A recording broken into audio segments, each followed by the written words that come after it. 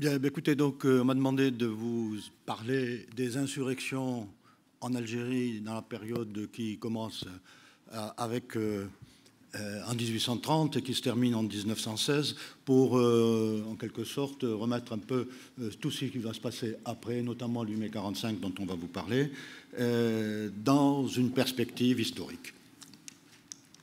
Alors, avant 1830, très rapidement, donc l'Algérie est toujours sous une organisation tribale, hein, si vous voulez le savoir. Il n'y a pas d'éléments, disons, nationalistes ou national en Algérie, et cela va durer au moins jusqu'à la Première Guerre mondiale. Alors, il y a eu un certain nombre d'insurrections, c'était quand même quelque chose d'habituel, mais c'est des insurrections de type tribal, de type régional. Hein, je vous en cite quelques-unes là, juste pour information. La plus importante, c'est celle de 1823, 7 ans avant l'arrivée de la France en Algérie, où la révolte des Beni Abbès a soulevé pratiquement tout ce qu'on a appelé la Kabylie. Mais les révoltes durant la période française, eh bien, elles sont nombreuses. J'en ai cité jusqu'en mai 45, 13. 13. Alors évidemment, je ne vais pas en 15 ou 20 minutes vous parler de ces 13 insurrections, d'autant plus que celle de mai 45 va vous être traitée après moi. Mais je vais vous parler de 4 d'entre elles, parce qu'elles ont un petit retentissement plus particulier. Donc, je commence donc ces insurrections entre 1830 et 1882. Eh bien, elles se déroulent un petit peu partout. D'une part, donc, on va parler bien sûr de celle de Mokrani, qui se situe essentiellement, mais vous verrez un peu plus que ça, dans la région de Kabylie, la petite Kabylie, et qui va jusqu'au Constantinois. On va vous parler également de la révolte des Zaatcha, je vous dirai pourquoi ensuite. Il y en a une autre qui a été, mais dont je ne parlerai pas parce qu'elle déborde un petit peu du cadre. Alors, Zaatcha, c'est un oasis qui se situe à une trentaine de kilomètres à l'ouest de Biskra, donc dans le sud constantinois. C'est une petite place forte, locale. Vous voyez donc, elle fait 500 mètres, c'est un carré qui fait 500 mètres de côté. C'est pas très important. Cette révolte des Zaatcha, eh bien, elle se déroule donc dans la région de Biskra et sous la conduite d'un Mahdi, c'est-à-dire d'un prophète, quelqu'un qui se dit descendant de Mahomet, qui s'appelle Bouziane.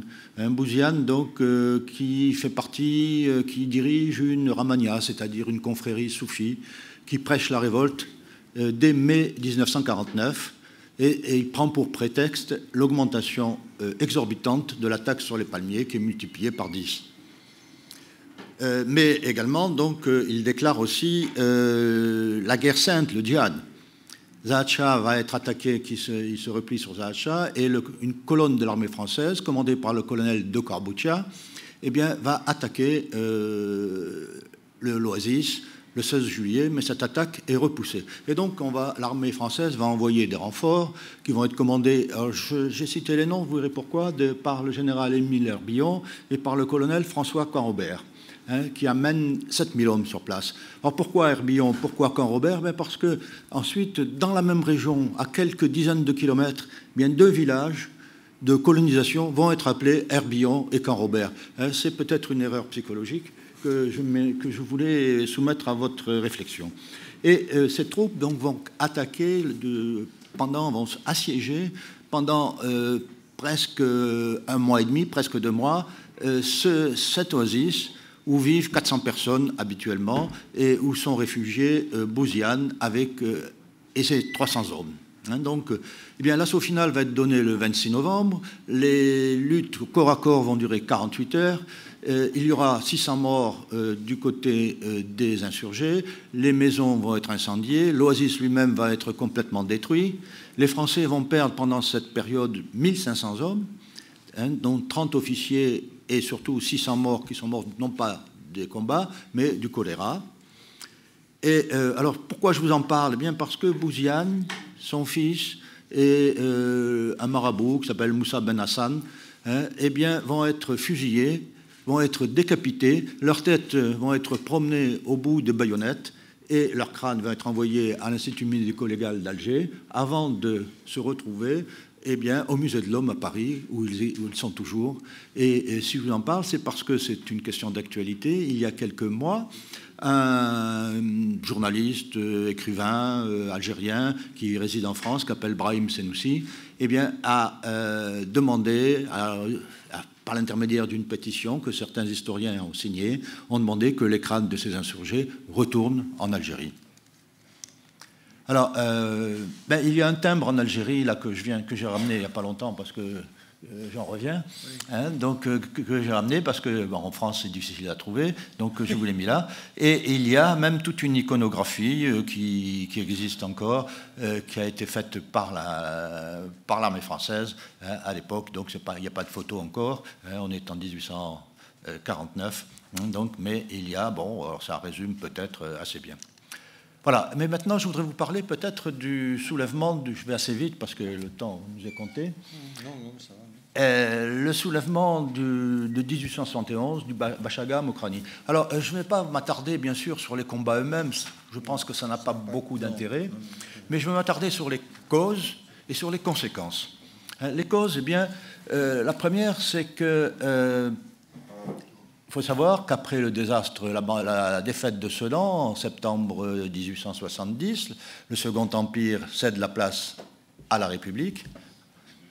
Et cette transition est mal comprise par les Français musulmans, par les indigènes algériens, hein, parce qu'ils ont l'habitude de sociétés hiérarchisées et le problème d'égalité, ils ne connaissent pas leur organisation sociale est une organisation de nobles et de religieux, un peu une tripartition, un petit peu sur le modèle habituel. Voilà, donc il faut savoir aussi, deuxième chose, que les forces armées en Algérie française sont affaiblies. Il n'y a plus que 40 000 hommes pour un pays qui est très vaste, vous le savez. Et donc la défaite de Sedan est également un signal négatif qui dit, bon, ben, finalement, la France peut être vaincue. Troisième chose, on l'a déjà un petit peu évoqué tout à l'heure, c'est que l'administration militaire est remplacée par une administration civile. Les bureaux arabes qui étaient dirigés par des militaires eh bien, vont disparaître. Et ce qui est important, c'est que ces bureaux arabes avaient quand même, ces militaires avaient la confiance de la population indigène. Je dis indigène parce que je ne sais pas quel mot employer, il n'y avait pas encore d'Algériens, etc., où tout le monde était algérien. Donc les bureaux arabes sont remplacés par l'administration civile et ils avaient pour réputation de protéger en quelque sorte les indigènes de la... le terme est peut-être un peu fort, mais c'est celui qui me vient maintenant à l'esprit, de la rapacité des colons, hein, qui voulaient s'accaparer le maximum de terres, etc. Et puis, il y a la création de communes mixtes, notamment de la commune mixte de Borj-Bouaré-Ridge, qui est mal acceptée par Mokrani.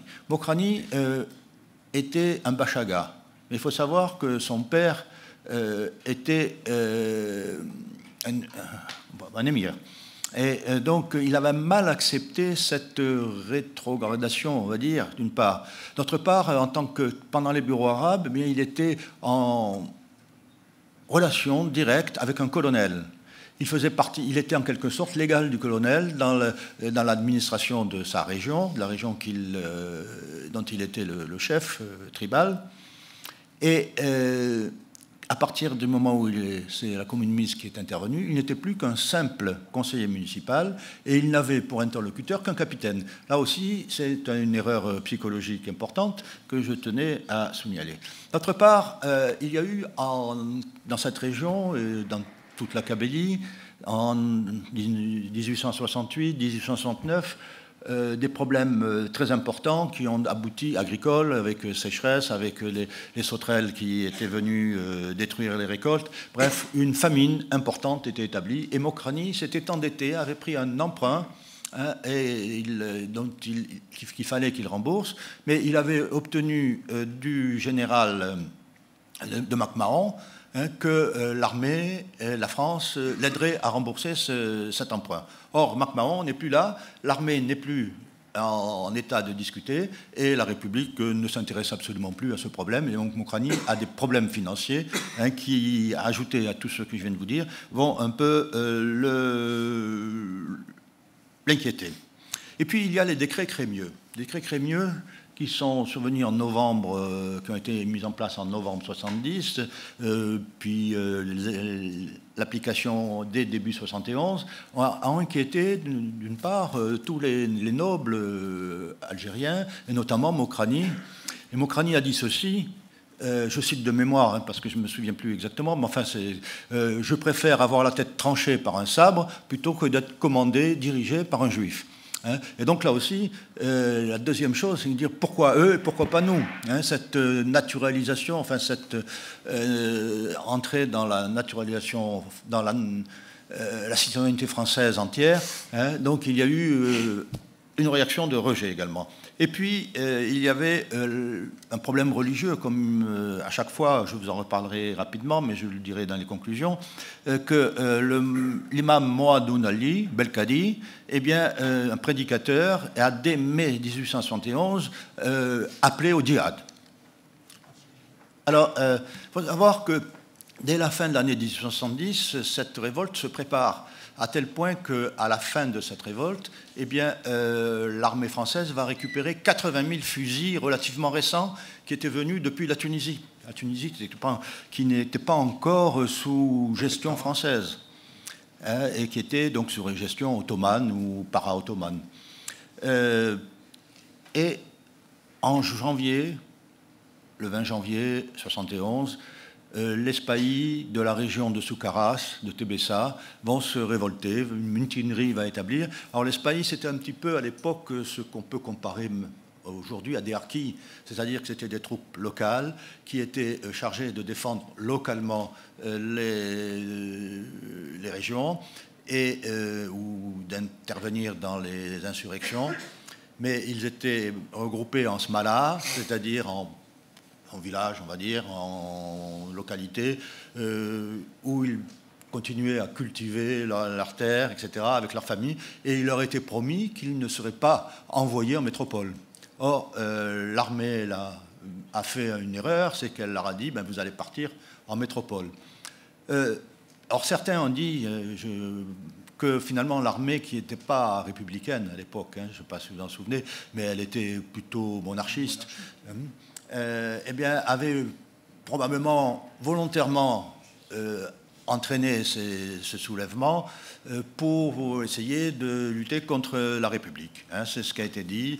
Je n'ai pas trop travaillé là-dessus, donc je ne veux pas l'affirmer. Et puis, ceci, bon, c'est rapidement calmé, mais un mois plus tard, c'est une tribu de la région constantinoise, on va dire, les Oued Alidoud, qui investissent, ce sont aussi des Berbères, investissent à El-Milia, et il faudra attendre 2 semaines, pratiquement, pour que El-Milia soit libérée. Et cette fois-ci, donc le 15 mars, un mois plus tard encore, là, c'est la révolte des Djouad. Les Djouad, ce sont la noblesse d'épée. C'est important. Mokrani déclare la guerre à la France. C'est lui qui la déclare. Depuis qu'il a succédé à son père, donc, comme je vous l'ai dit tout à l'heure, il n'a pas cessé d'avoir des humiliations. 2 mois plus tard, ce sont les religieux, les Juan, qui vont se joindre au djihad. Et le Shir el-Haddad, à ce moment-là, proclame le djihad.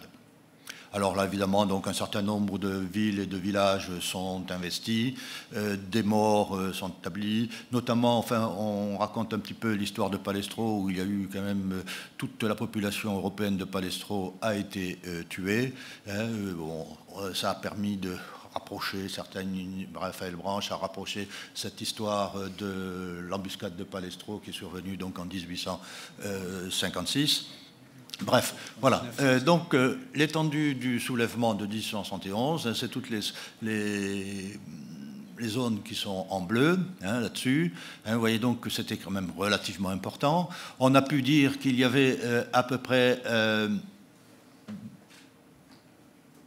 20 000 ou 25 000 hommes qui se sont révoltés, qui correspondaient à peu près à plusieurs centaines de milliers de personnes.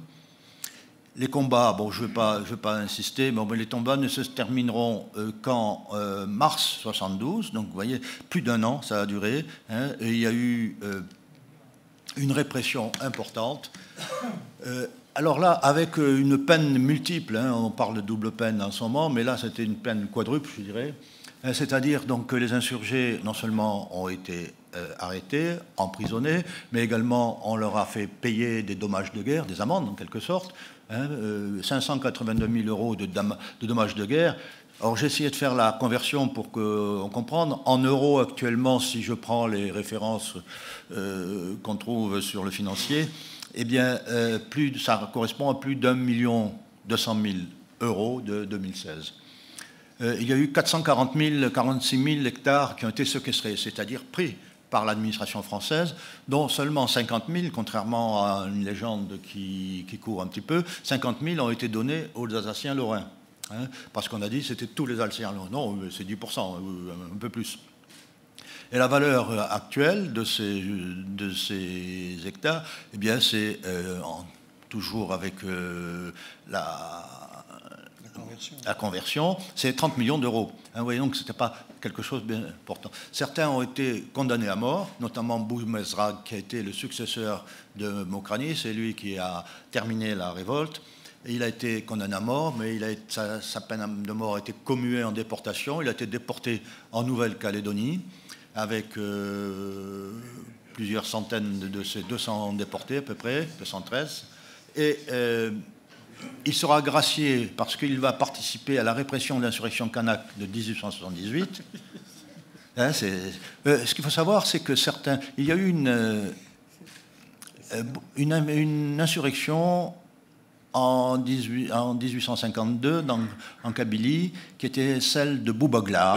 Boubagla a fait une erreur psychologique, c'est qu'il n'était pas kabyle. Et donc Mokrani a combattu contre lui et l'a livré à l'armée française.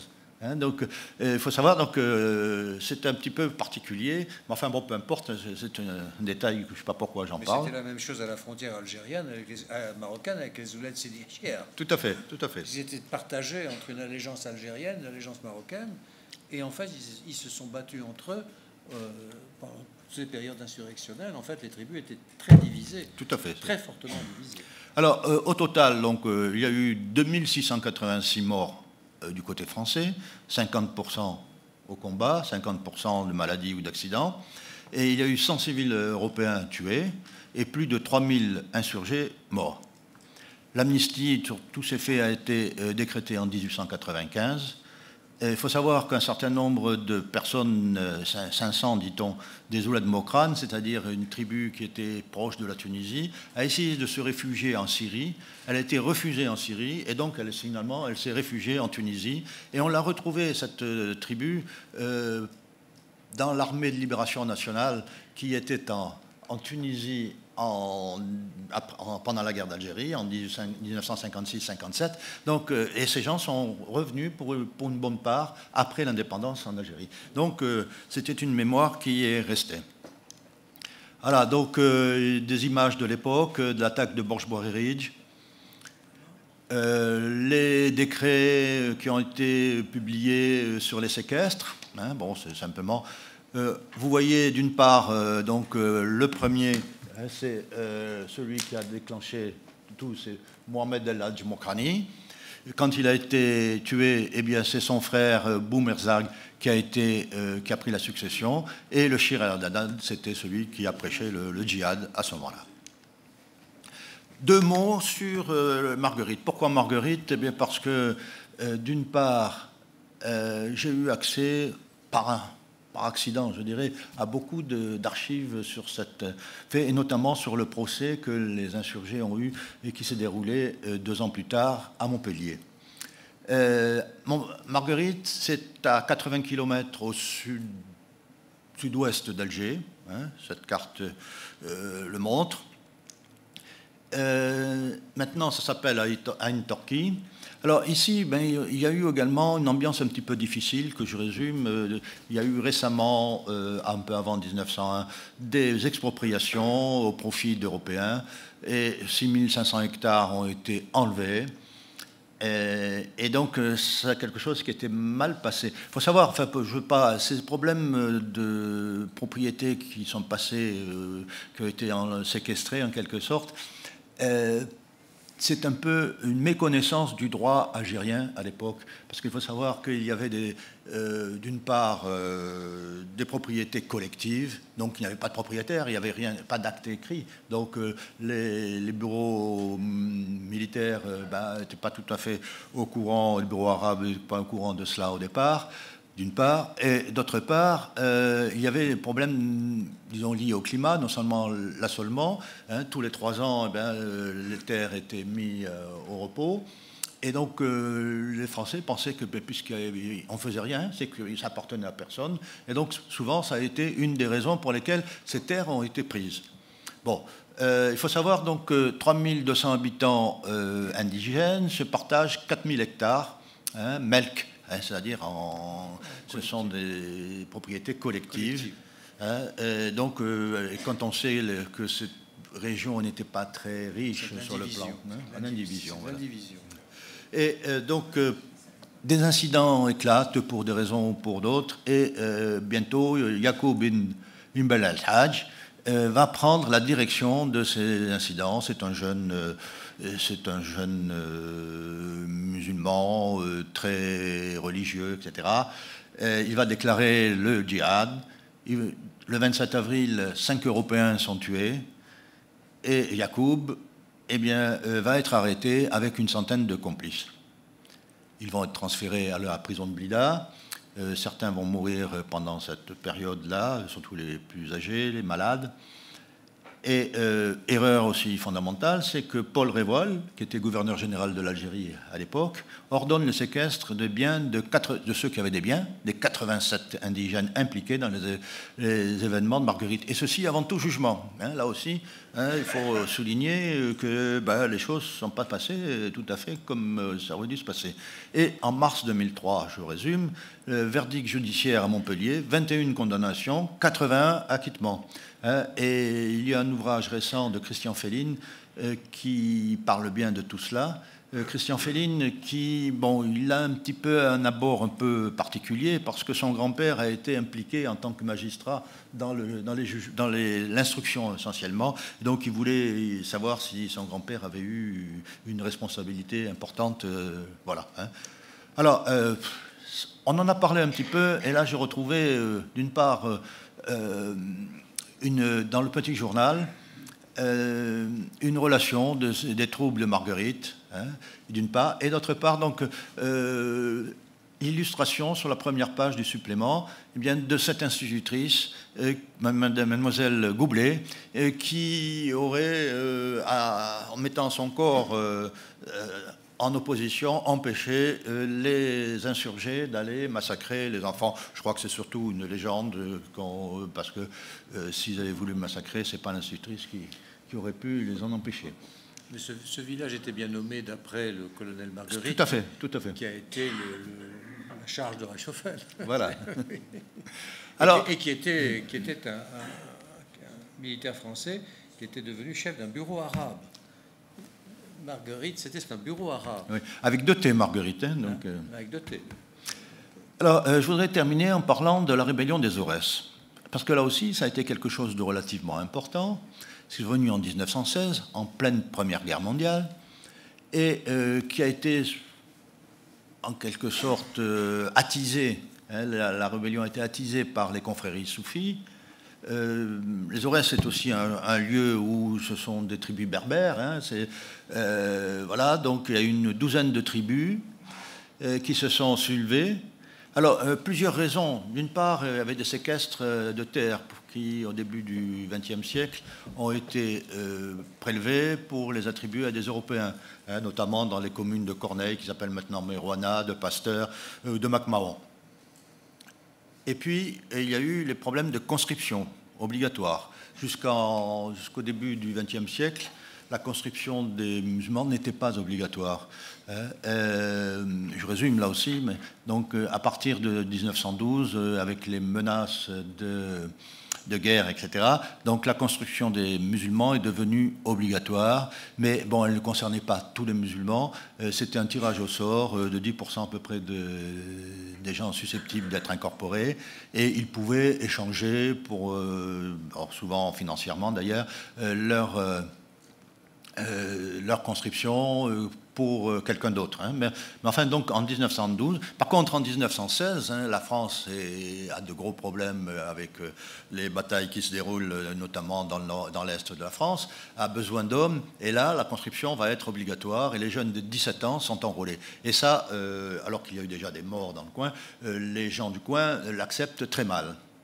Et le 11 novembre 1916, hein, 11 novembre, l'autre 11 novembre, comme il est dit quelquefois, eh bien, il y a une déclaration des confréries soufis de djihad aux impies. Ça se déroule à Barika, ça se déroule à Brunel, etc., hein, qui s'appelle maintenant Belezma ou Ain Touta. Les gens se révoltent, le téléphone, les câbles électriques, les bâtiments administratifs, les Européens sont attaqués. Le sous-préfet de Batna est tué. Le bourg administratif de McMahon est complètement incendié et détruit. Barika est encerclé et pendant une dizaine de jours, Barika est isolé du reste de l'Algérie. 10 soldats sont tués. Et cette révolte se poursuit. Elle sera terminée 6 mois plus tard, en mai 1917, après que 14 000 hommes aient été envoyés et commandé sous le commandement du général Monnier. Donc il est certain que là, à ce moment-là, il a fallu intervenir brutalement. Alors, résultat des courses, 2900 arrestations, 805 condamnations, et là aussi, hein, des peines de prison, des peines d'amende, des armes ont été saisies, des animaux ont été pris, hein, mais il n'y a pas eu de séquestre de terrain. Alors, vous voyez donc que les zones de soulèvement sont toutes en gris. Hein, c'est une petite partie. On voit ici Batna, qui est au sud de Constantine, donc sud-est. Et donc, toutes ces zones qui correspondent à peu près aux zones des tribus, donc des 12 tribus dont je vous ai parlé, qui sont soulevées. Donc, c'est des territoires relativement importants. Alors, j'ai repris ce petit tableau pour montrer que bien, donc, les recrues de la région de l'arrondissement de Batna, hein, il y en avait 103 en 2014 et il y en a en 2017 1366. Hein. Bon, recrues, alors là je n'ai pas les chiffres respectifs des Européens et des musulmans qui ont pu être recrutés, mais il faut savoir que c'était des zones où les Européens n'étaient pas très nombreux. Hein. Donc je pense que 90% de ces recrues sont d'origine indigène. Il y a eu bien sûr des engagés volontaires et il y a eu également des tirailleurs coloniaux, mais les coloniaux pouvaient être des tirailleurs sénégalais, des tirailleurs algériens, etc. Donc les chiffres, je ne les ai pas retrouvés. Alors, conclusion de tout cela, d'une part, donc, les insurrections et rébellions ont été fréquentes avant 1830, c'est existé. Elles n'ont pas disparu après 1962, hein, notamment la Kabylie s'est révoltée, le sud-ouest algérien a eu une période de révolte dans les années 80, etc. Donc, c'est quand même une certaine culture, on va dire, hein, de la révolte qui est connue. Ces révoltes sont souvent le fait des zones berbérophones, beaucoup plus souvent que celles des autres. Encore que, bon, je dis bien berbérophones, non pas berbères. Des études génétiques récentes, hein, qui depuis 2 ou 3 ans sont parues, une d'ethnologues algériens, l'autre de pharmacologues français de Lyon, ont abouti aux mêmes conclusions. Le patrimoine génétique des Algériens est à 86% berbère.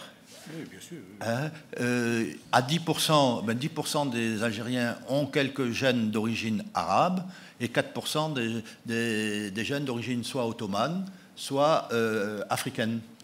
Donc l'Algérie, le peuple algérien était un peuple essentiellement berbère, mais une partie a gardé les langues berbères et l'autre partie maintenant parle arabe.